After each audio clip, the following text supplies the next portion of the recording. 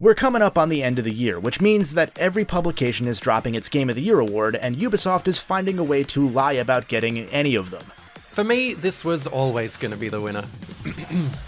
Great, thanks, Australian car and tech magazine. Imagine in 22 years, somebody finds a copy of Far Cry 6 Game of the Year Edition sitting on a store shelf while scrounging for supplies in the desolate wasteland years after the VTuber AI goes haywire and gains access to our launch codes, and they say, "Oh wow, this was the best game of 2021? That's impressive, this is incredibly relevant to me right now." That's what it sometimes feels like if you look back at the most acclaimed games of years long past. Oh, and don't worry, we actually stopped the AI before it could fire. That person is just living in Ohio. I've always been fascinated by how games, or any pieces of art, were perceived in their historical context, and so it's usually around this time of year that I look back on past years and chuckle a little bit when I think about how confused some of you would be if you weren't there at the time. Like in 2012, for example, the Walking Dead game was seen as this massive achievement, but you'd probably look at that a little funny today if you didn't know any better. This year, I decided to share in some of that fun, and to start, I went with one of the most packed years ever. Seriously, 2000 was insane. Here's a very quick list of notable games to jog your memory just a smidge. Counter-Strike, Deus Ex, Majora's Mask, Perfect Dark, Baldur's Gate 2, Final Fantasy IX, Jet Set Radio, Rayman 2, The Sims, Marvel vs. Capcom 2, Diablo 2, Pokemon Gold and Silver, Buffy the Vampire Slayer, the PlayStation 2, and all of these paled in comparison to two of the highest rated games both of that year and of all time even to this day, Tony Hawk's Pro Skater 2 and NFL 2K1. See what I'm saying? So let's look back at this monumental year for games and talk about the best, most acclaimed, and most successful games of the year 2000.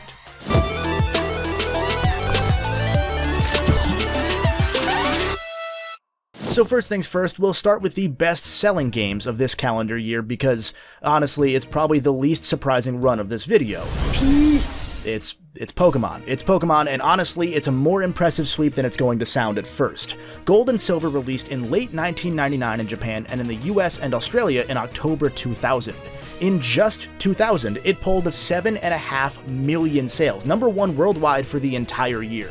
Everybody hopefully knows just how wild the Pokemania craze was early on, and even today, the games still quietly find ways to break their own records, but notice that I didn't mention Europe.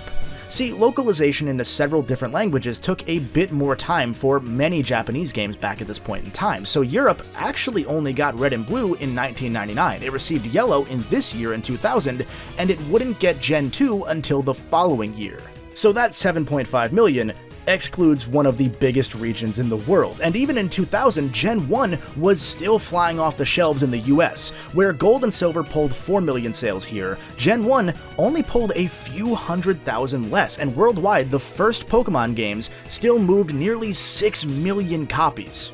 I should also shout out Pokemon Stadium on the N64 while I'm on the topic, because we don't actually have the exact confirmed global sales numbers for just the year on this one, but Stadium made nearly as much money as Gold and Silver did in the US, and this one actually came out on time in Europe and did just as well there.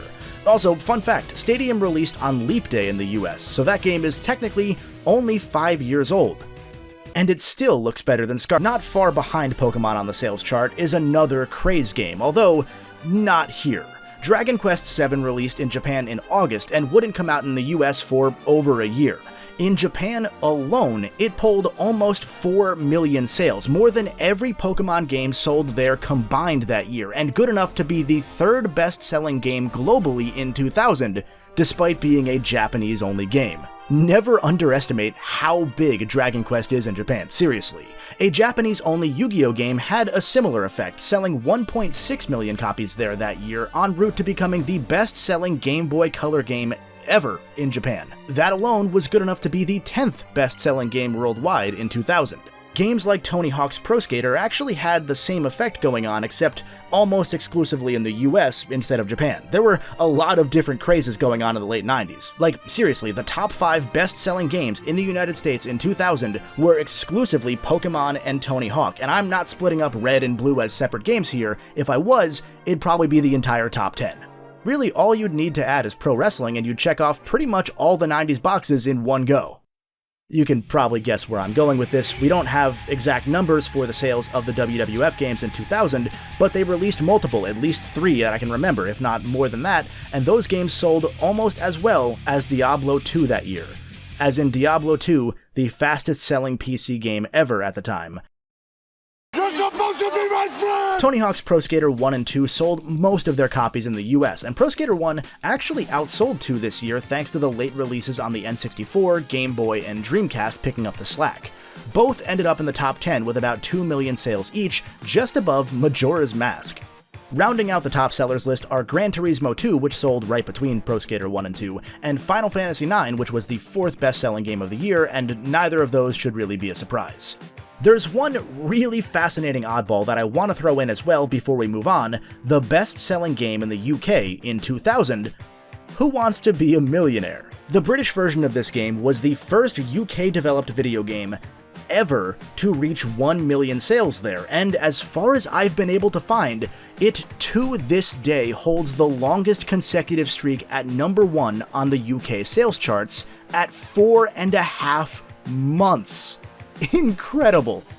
So with commercial success out of the way, let's talk about 2000's big hitters critically. As I mentioned at the top of the video, Tony Hawk's Pro Skater 2 was the highest rated game of the year. Actually, it was number 1 and 2 if you want to get technical, because both the PS1 and Dreamcast versions pulled different but still rave review scores. To this day, this is the number 2 game ever on Metacritic. Now, obviously there are a lot of deeper issues with Metacritic and the way that it doles out its weighted aggregated scores, especially since half of the publications that covered games 20 plus years ago don't exist anymore. You know, like PSX Nation, or my favorite trusted critic, Spank.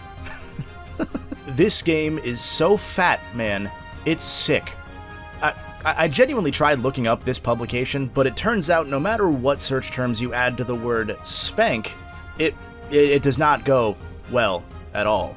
I've been able to research and pull up some long-lost sources, quotes, interviews, articles, and links for videos in the past, but I have zero evidence that these folks actually existed. If you do, please let me know in the comments, because I could definitely use Anyway, what I was saying was, I don't like that Metacritic is the best gauge of review consensus, but for older games, it's really all we've got left now without pulling together every issue of the 100 dead gaming magazines in every different language and finding full archives of dead websites. At times, there were even game reviews in newspapers back in the day. Actually, at times there were newspapers back in the day. So this is what we have to roll with. Some of the other games from the turn of the millennium that received near universal acclaim from critics include Perfect Dark, the classic N64 shooter that, depending on who you ask, did GoldenEye better than GoldenEye. If you couldn't tell by Tony Hawk, this was also the era when games didn't tend to get points knocked off for their topic or genre, as seen by the 97 out of 100 NFL 2K1, a game so good that GameSpot's staff apparently argued for over an hour whether this or Chrono Cross was their game of the year. It certainly helps that back at this point in time, there weren't exclusive contracts with one publisher for sports licenses, so there were multiple NBA games, there was NFL 2K1 and then Madden 2001 on the PS2, which pulled lower but still similar scores. It's wild what competition does to the market, huh? As easy as it might be to point at these sorts of scores and laugh at, haha, critic bad, I kind of wish we were still in the era where sports games were genuinely good enough to be in that conversation, instead of, trying to turn players into gambling addicts. Although I guess for them that ties well with most of the US sports leagues taking millions from actual sports betting agencies now. Great. Now, going back to Chrono Cross, that's a game that feels like it gets a lot more flack now than it did back in 2000, that is for sure. Or, if you'd prefer to look at it a different way, it's a game that rode the hype of its predecessor, and the luster faded with age and it got a bit exposed. Your choice. In addition to being the third game ever to receive the elusive 10 out of 10 from GameSpot, a list that only includes 21 games at the time of recording, the not-really sequel to Chrono Trigger also received a number of Game of the Year awards and near-universal nominations. That GameSpot 10 out of 10 puts it right alongside all-time classics like Ocarina of Time, Metal Gear Solid 4, Breath of the Wild, The Witcher 3, Elden Ring, and Deathloop?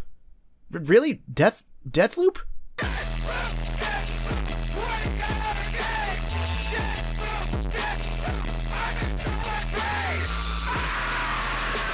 Okay, so I guess they've gotten a little more liberal with the score in recent years, but for the first 12 years of that site's life, it only awarded a 10 out of 10 4 times.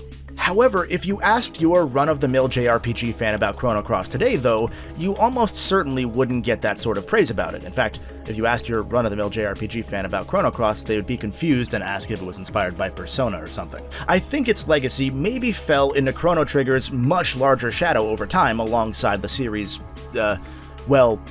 ending there. Probably didn't make people too happy not getting another Chrono game, and the first place you would point blame would be the last game in the series, so here we are. It wouldn't be a PlayStation 1 year without multiple Square RPGs releasing to critical acclaim though, so we've got a couple more of those. Final Fantasy IX should go without saying, but one that draws far less praise or even conversation today is Vagrant Story, also a rare game that actually came out in all 3 major regions in the same year, making it far less likely for somebody to hit me with a, well actually the game came out in 1999 in Japan in the comments. Yeah, I see you. I know. You're not slick. Stop it. Vagrant Story is an interesting one because it takes on a more action-oriented approach than your usual Square title, especially considering the game was made primarily by the Final Fantasy Tactics team.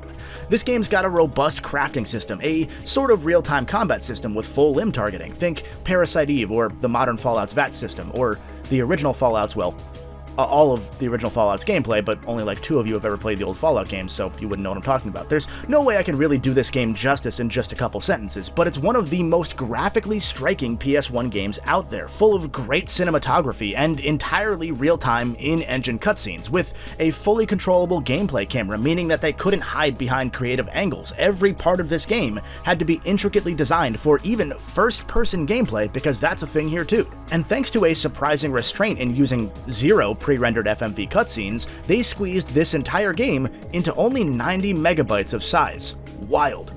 Although Vagrant Story got wildly overshadowed by the many other Square titles that year, like Final Fantasy IX, Chrono Cross, Legend of Mana, and more, it was the only PS1 game, period, forever, to receive the almost equally elusive 40 out of 40 perfect score from 4 reviewers at Japanese publication Famitsu.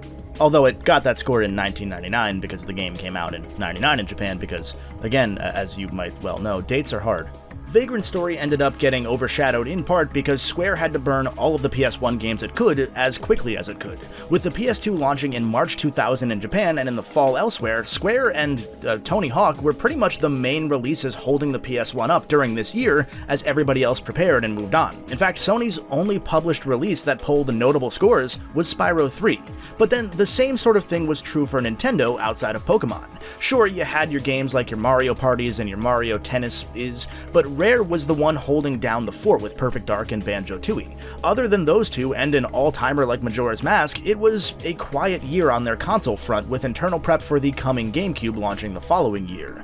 2000 in console gaming really was the year of Sega, and incidentally, the final year of Sega. Pretty much any big Dreamcast game that you can think of outside of Sonic Adventure 1 and 2, it dropped in 2000 in the US. Stuff like Dead or Alive 2, Skies of Arcadia, Crazy Taxi, Shenmue, Jet Set Radio, Marvel vs. Capcom 2, it had a console port of Quake 3. All of the Dreamcast sports games were famously developed in-house by Visual Concepts because, well, Sega had just bought the studio and EA refused to put any games on the system at all unless there were no competitors, and that clearly went well for Sega. That was also why Sega had incentive to make their sports games as good as possible. Again, remember competition in sports games? Man.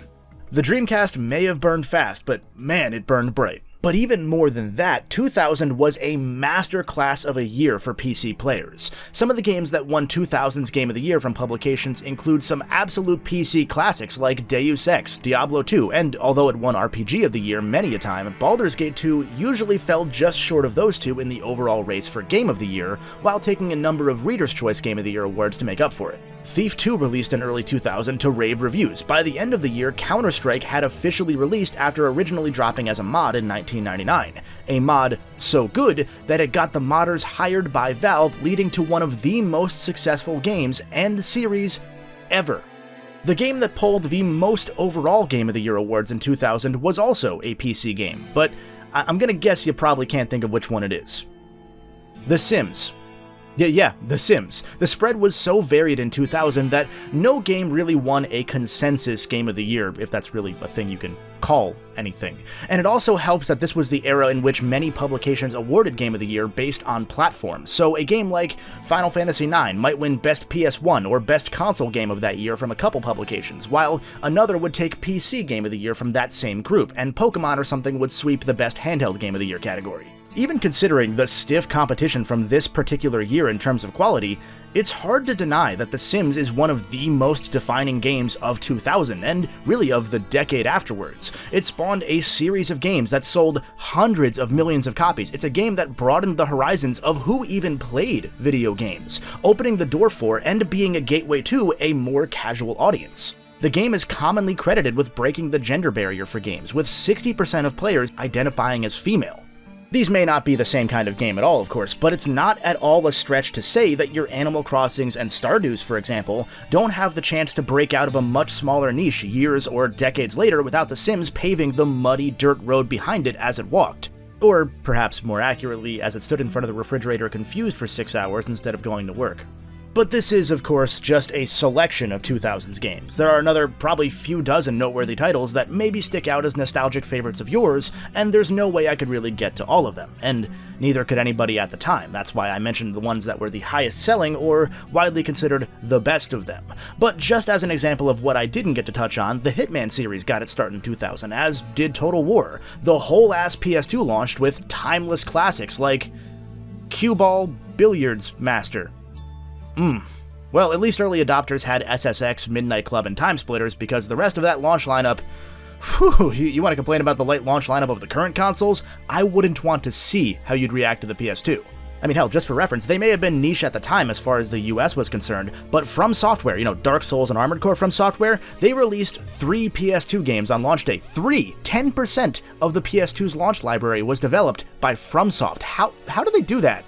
Anyway, I definitely encourage you to go back and look at some of the other games from this year and remember the wildly different era from not too long ago. It's such a star-studded lineup, and with the different release dates in different regions thing, there's a whole load of games that I didn't really get into splitting hairs on, like Quake 3 or Gran Turismo. I did mention them, but they're technically 1999 games, however they dropped so late in the year that they may as well be from 2000. When you do go looking, make sure to let me know what some of your favorite or most treasured games were from this year, or share in the fun of being baffled at how many different games landed at this crossroads that you never thought were released so closely together. And also, let me know if you like this sort of video and you'd want to see more of it as well. It's not quite in my usual wheelhouse that regular viewers might expect, but I always love looking back at some random, fascinating history, and if enough of you like it, I would definitely love to look at some of the most successful or noteworthy games in other years and decades too. If you are a regular viewer, by the way, you should double check to make sure you're subscribed. A lot of people just kind of assume they are because my stuff pops up on their homepage, so if you've been here a couple times before and you usually have a good time, just double check that stupid button because it really does help us creators know that we're doing a good job. As always, until next time, stay golden.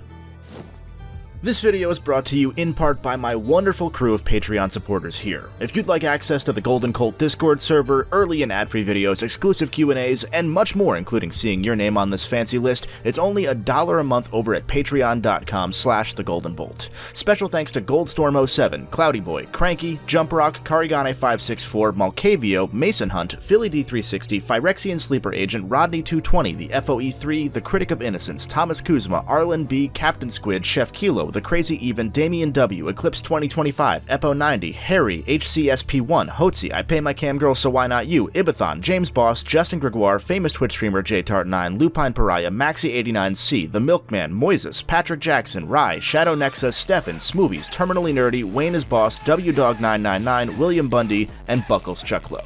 Thank you.